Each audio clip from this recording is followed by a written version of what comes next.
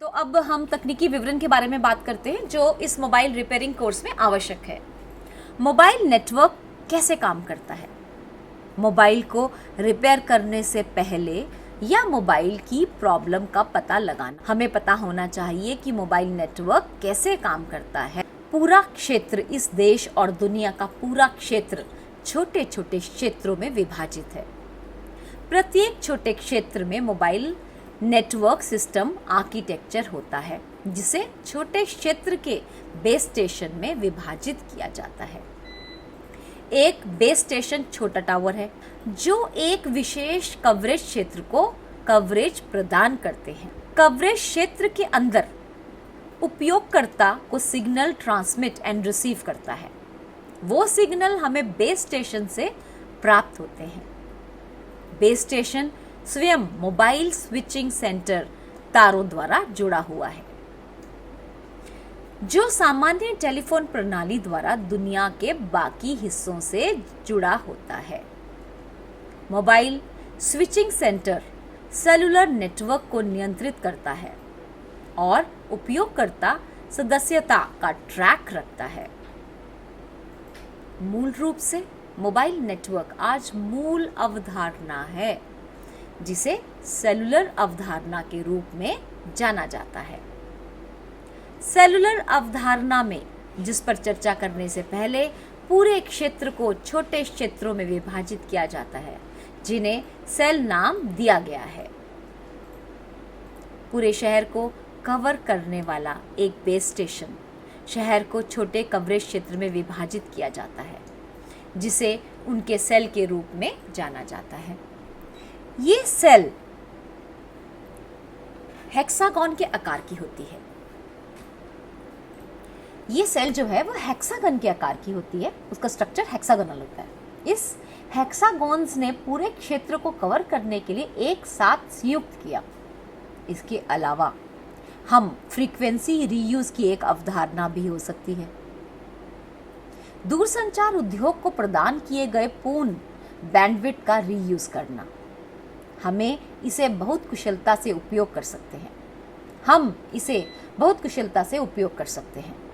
यह बैंडविड्थ छोटे frequency band में विभाजित होती है। अब सीमित मात्रा में फ्रीक्वेंसी बैंडविड्थ की परेशानी है, इसलिए सेलुलर अवधारणा में फ्रीक्वेंसी रीयूज की आवश्यकता होती है। बच्चों, प्रत्येक सेल में एक यूनिक फ्रीक्वेंसी होती है, लेकिन एक से अधिक सेल एक ही फ्रीक्वेंसी वाली स्थिति का उपयोग कर सकते हैं कि वे बहुत दूर हैं ताकि फ्रीक्वेंसी के बीच हस्तक्षेप से बचा जा सके। इसलिए एक कवरेज क्षेत्र के भीतर दो फ्रीक्वेंसी या अधिक फ्रीक्वेंसी का उपयोग करना संभव है। इसका टेलीकॉम उद्योग द्वारा प्रदान किए गए बैंडविड्थ का कुशल उपयोग माना जाता है। सेलुलर कंसेप्ट की अगली महत्वपूर्ण विशेषता है हैंड ऑफ। एक बार अंदर एक ही सेल हो और एक ही बेस स्टेशन का उपयोग करने से कोई समस्या ना हो, लेकिन अगर आप कोई मूवमेंट या ट्रैवलिंग कर रहे हो तो सिग्नल भी एक बेस स्टेशन से दूसरे बेस स्टेशन मूवमेंट करता है और आपको ज़्यादा से ज़्यादा कवरेज सिग्नल प्रदान करने में हेल्प करते हैं, जिससे आपके मोबाइल में सिग्नल और अधिक मजबूती से पकड़े।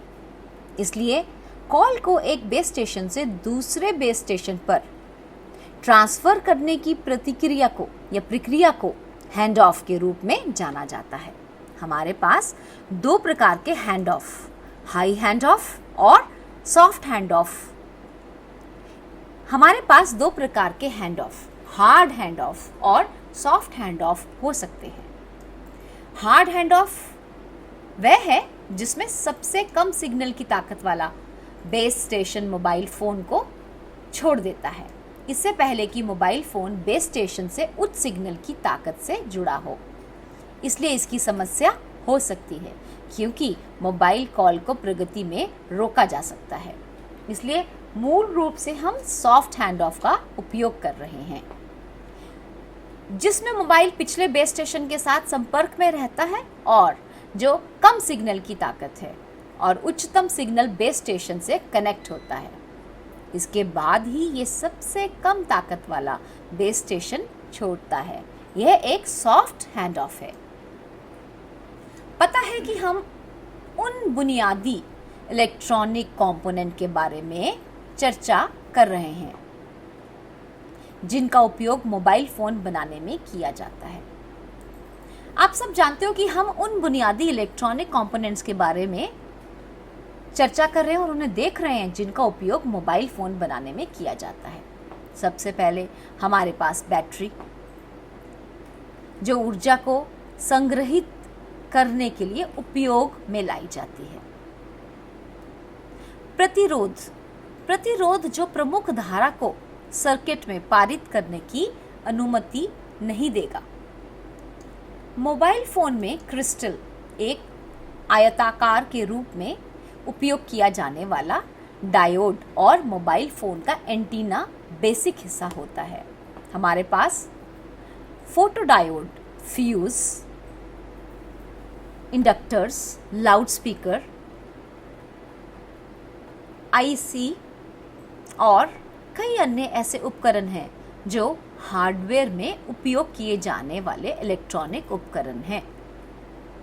हमारे पास photodiode, fuse, inductors, loudspeaker, IC और कई अन्य ऐसे उपकरण हैं जो हार्डवेयर में उपयोग किए जाने वाले इलेक्ट्रॉनिक उपकरण हैं।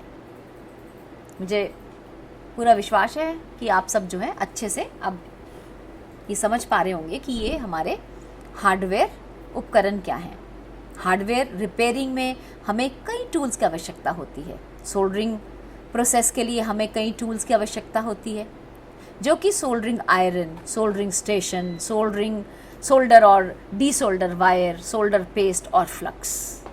हार्डवेयर रिपेयरिंग में हमें कई टूल्स की आवश्यकता होती है। सोल्डरिंग प्रोसेस के लिए हमें कई चीज़ों की आवश्यकता होती है, जैसे कि soldering iron, soldering station, solder और डीसोल्डर वायर, सोल्डर पेस्ट और फ्लक्स। सोल्डरिंग लगाने की प्रक्रिया के लिए हमें सोल्डरिंग स्टेशन जैसे उपकरणों की आवश्यकता होती है। जैसे आप देख सकते हैं कि टांका या सोल्डर लगाने वाले सोल्डरिंग स्टेशनों में सोल्डरिंग आयरन शामिल है। सोल्डरिंग स्टेशन बिजली और वोल्टेज को नियंत्रण रखता है। हमारे पास पावर ऑन ऑफ जैसी नियंत्रण है, जो हमारे पास हवा आ रही है और वोल्टेज आ रहा है। सोल्डरिंग स्टेशन में पावर ऑन ऑफ, गर्म हवा जो आदि उपलब्ध है। यदि आपके पास सोल्डरिंग स्टेशन नहीं है तो हम व्यक्तिगत टांका लगाने वाले सोल्डरिंग आयरन का भी उपयोग कर सकते हैं। ये टांका लगाने वाला सोल्डरिंग आयरन जैसा दिखता है। सोल्डरिंग आयरन को पावर इनपुट के रूप में देकर हम सोल्डरिंग तारों का उपयोग करके टांका लगा सकते हैं। टांका लगाने वाले तारों के प्रकार जिनको हम उपयोग में ला रहे हैं, पीसीबी के भीतर टांका लगाने वाले विभिन्न कंपोनेंट्स के उपयोग के लिए हमें तार की भी आवश्यकता होती है। टांका लगाने के दौरान क्या क्या उपयोग में लिया जाता है, जैसे सोल्डरिंग फ्लक्स की आवश्यकता होती है। एक टांका लगाने वाला पेस्ट है सोल्डरिंग फ्लक्स, जिसकी हम बात कर रहे हैं, जो सोल्डर के लिए एक इंसुलेशन के रूप में व्यवहार करता है। ये जो अब आप चित्र देख रहे हैं, यह है सोल्डरिंग वायर का। सोल्डर, पेस्ट और फ्लक्स है। ये एक टांका लगाने वाला सोल्डरिंग आयरन है, जिसका उपयोग टांका लगाने की प्रक्रिया के दौरान किया जाता है। अगले हम प्रक्रिया पेचकस है। इन स्क्रू ड्राइवरों का उपयोग मोबाइल फोन के पीबीसी में लगे पीसीबी में लगे छोटे छोटे स्क्रू को अनस्क्रू करने के लिए उपयोग किया जाता है। जैसे आप इस प्रकार के स्क्रू ड्राइवर देख सकते हैं, अंत में छोटी युक्तियां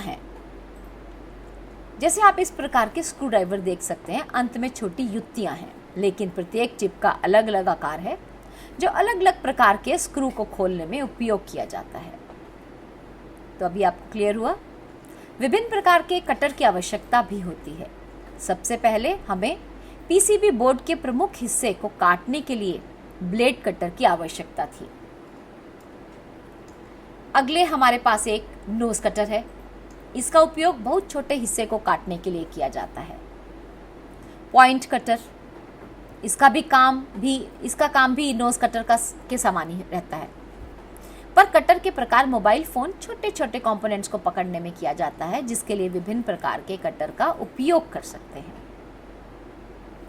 कटर की श्रेणी के अंदर हमारे पास वायर कटर है, जो मोबाइल फोन के अंदर और बाहर छोटे छोटे तारों को काटने के लिए उपयोग में लाया जाता है।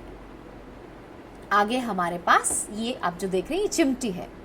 चिमटी का उपयोग मोबाइल फोन के अंदर छोटे छोटे पार्ट्स और कंपोनेंट्स के हिस्से को संभालने के लिए किया जाता है, जबकि सोल्डरिंग और डीसोल्डरिंग प्रक्रिया के दौरान हमें डिवाइस को संभालने की आवश्यकता होती है।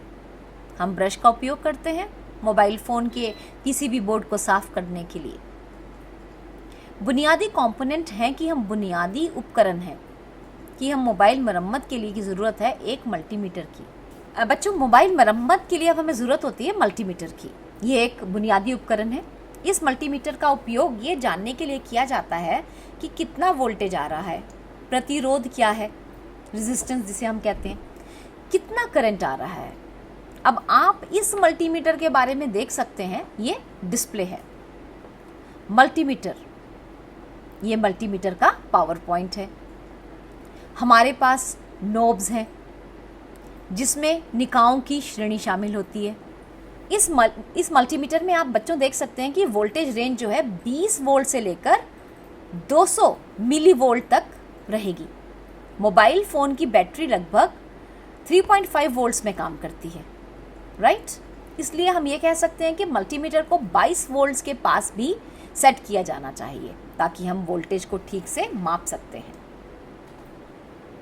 दूसरे पक्ष की ओर बढ़ते हैं हुए हम प्रतिरोध की ओर बढ़ सकते हैं। प्रतिरोध मौजूद है मोबाइल फ़ोन में। रेजिस्टेंस को इस उपकरण के माध्यम से मापा जा सकता है। इसके बाद इंडक्शन, जो कि 200 माइक्रोफैरेड से 220 माइक्रोफैरेड दिया गया है। आगे बढ़ते हुए हम हमारे पास करंट है, जिसमें करंट की रेटिंग शामिल होगी। यहाँ हमारे पास पोर्ट्स हैं। आप यहाँ तारों, ब्लैक वायर कनेक्टर को देख सकते हैं कि वायर डिवाइस के पीसीबी बोर्ड से जुड़ा होगा, जिसके लिए हमें माप लेना होगा। ये रीडिंग को होल्ड करने के लिए होल्ड स्विच है, जिसके द्वारा हम एनपीएन या पीएनपी ट्रांजिस्टर की रीडिंग चेक कर सकते हैं, जिसका उपयोग ट्रांजिस्टर प्रशिक्षण के लिए किया जाता है, जैसे कि आप ये मल्टीमीटर पर देख सकते हैं। अगला टूल पीसीबी होल्डर है। इसका उपयोग हम पीसीबी को होल्ड करने में प्रयोग में लाते हैं, जिससे कि हम पीसीबी पर आसानी से अपना काम कर सकते हैं।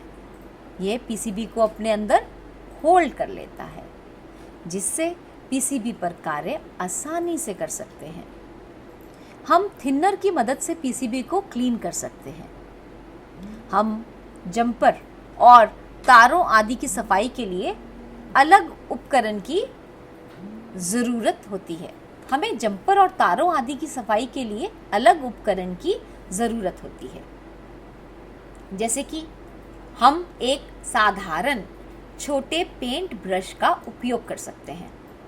पुराने टूथब्रश, कॉटन क्लॉथ्स का इस्तेमाल से अपने पीसीबी पर काम करने से पहले पीसीबी की सफाई के लिए कर सकते हैं। टेबल इक्विपमेंट्स भी शामिल है। Table lamp, magnifying table lamp. इसकी मदद से हमें मोबाइल के छोटे भागों को अधिक सटीक रूप से देखने में मदद मिलेगी। मरम्मत के दौरान भी सुरक्षा भी बहुत ज़रूरी होती है। हम हाथ में दस्ताने जैसे कि एंटी स्टैटिक हैंड ग्लव्स और एंटी स्टैटिक विस्टा हैं, जो मोबाइल रिपेयर के दौरान किसी भी तरह के झटके से बचाने में हमारी मदद करते हैं। अब बात करते हैं मोबाइल फ़ोन के अंदर भाग। सबसे पहले मोबाइल फ़ोन के सभी कार्ड लेवल पार्ट्स। कार्ड स्तर के हिस्सों में front fascia, back fascia, right fascia, जिसमें मोबाइल फ़ोन को कवर किया जाता है। नेक्स्ट हमारे पास ringer, loud speaker, speaker, microphone, vibrator हैं। एलईडी, जिसके कारण मोबाइल फ़ोन के अंदर प्रकाश मौजूद रहता है। अब बात करते हैं चार्ज कनेक्टर की, जो पावर पॉइंट को जोड़ता है। तो हमारे पास हेडफोन और ईयरफोन कनेक्टर भी हैं। मोबाइल फोन में data cable, connector, SIM, memory card slot, camera और कनेक्टर्स हैं। जैसे कि आप जानते हैं, डेटा केबल कनेक्टर्स भी शामिल हैं। मोबाइल फोन में पीसीबी की बात करें तो पीसीबी का आकार मोबाइल फोन के मॉडल पर निर्भर करता है। ये अलग हो सकता है, लेकिन बुनियादी कंपोनेंट सभी मोबाइल डिवाइसेस में समान ही होती है। बुनियादी चीजें जो इस पीसीबी में शामिल हैं। अब मोबाइल फोन में पीसीबी मोबाइल फोन के प्रमुख भागों में से एक है। सबसे पहले एंटीना स्विच, एंटीना पॉइंट। इस पॉइंट से एंटीना जुड़ा होता है। एंटीना स्विच मोबाइल फोन के नेटवर्क सेक्शन में पाया जाता है, जो नेटवर्क को खोजता है और ट्यूनिंग के बाद आगे बढ़ता है। बच्चों, एंटीना में कोई फॉल्ट का मतलब है मोबाइल फोन में कोई नेटवर्क नहीं आ रहा। नेक्स्ट हमारे पास एक नेटवर्क सेक्शन है, जो एंटीना पॉइंट के नीचे और पावर सेक्शन के ऊपर होता है। पावर फ्रीक्वेंसी आइसोलेटर यानी पीएफओ, पावर फ्रीक्वेंसी ऑसिलेटर यानी पीएफओ।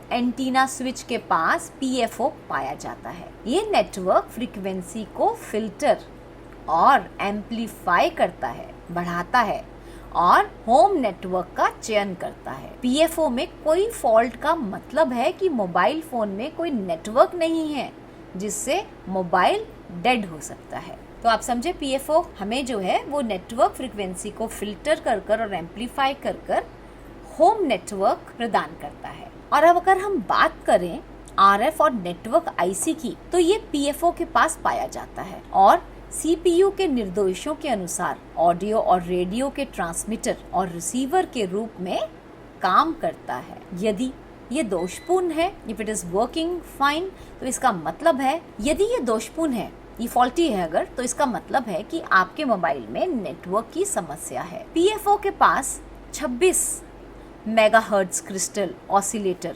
जो आउटगोइंग कॉल के दौरान फ्रीक्वेंसी बनाते हैं। फॉल्टी क्रिस्टल का मतलब है कोई आउटगोइंग कॉल और कोई नेटवर्क आपके मोबाइल फोन में कार्य नहीं करेंगे। फिर हमारे पास VCO है। VCO ये नेटवर्क आईसी के पास पाया जाता है। RF आईसी और CPU के लिए समय, तारीख, वोल्टेज को मैनेज करना। दोषपूर्ण VCO, फॉल्टी VCO का मतलब है मोबाइल फोन में कोई नेटवर्क नहीं है, इससे ये कॉल एंड डिस्प्ले या एंड कॉल शो करेगा। मोबाइल फोन के नेटवर्क सेक्शन में फिल्टर होता है और यह इनकमिंग कॉल के दौरान फ्रीक्वेंसी को फिल्टर करता है। फॉल्टी फिल्टर का मतलब है यानी आने वाली कॉल के दौरान नेटवर्क की समस्या। ट्रांसमिट फिल्टर मोबाइल फोन के नेटवर्क सेक्शन में होता है। आउटगोइंग कॉल्स के दौरान फ्रीक्वेंसी को फिल्टर किया जाता है। फॉल्टी ट्रांसमिट फिल्टर का मतलब है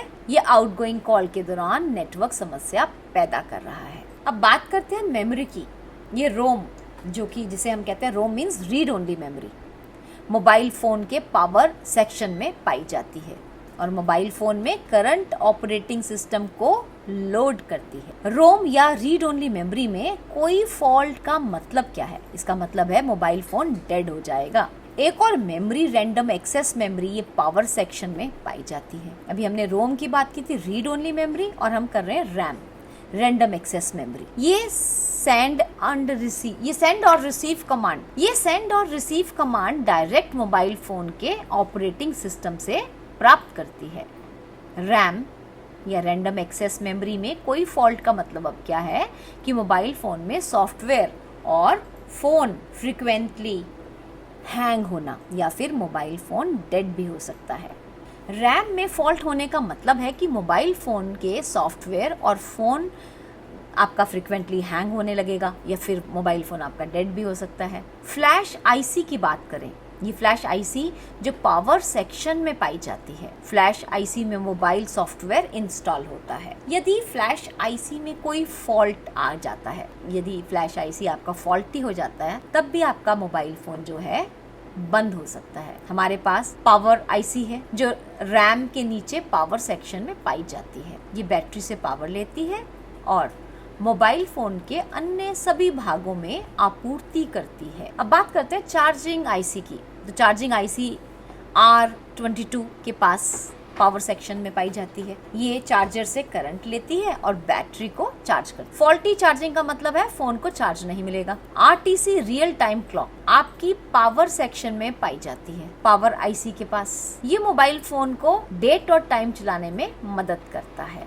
दोषपूर्ण RTC का मतलब है कि वे आपके मोबाइल फोन के अंदर तारीख और समय को अपडेट नहीं कर पाएंगे। मोबाइल फोन का CPU महत्वपूर्ण भाग है। ये मोबाइल फोन के सभी वर्गों को नियंत्रित करता है और ये पावर सेक्शन में पाया जाता है। यदि ये दोषपूर्ण है तो ये आपका मोबाइल फोन को डेड कर देगा। अब बात करते हैं लॉजिक आईसी। ये मोबाइल फोन के किसी भी भाग में पाया जाता है और रिंगर, वाइब्रेटर और LED को नियंत्रित करता है, जो मोबाइल फोन के हार्डवेयर में शामिल है। अब बात करें आईडियो आईसी की। आईडियो आईसी पावर सेक्शन में पाई जाती है। ये मोबाइल फोन के स्पीकर और माइक्रोफोन को नियंत्रित करती है। आईडियो आईसी दोषपूर्ण है, ये फॉल्टी है, तो इसका मतलब क्या हुआ? इसका मतलब ये हुआ बच्चों कि मोबाइल फोन की ऑडियो में खराबी है।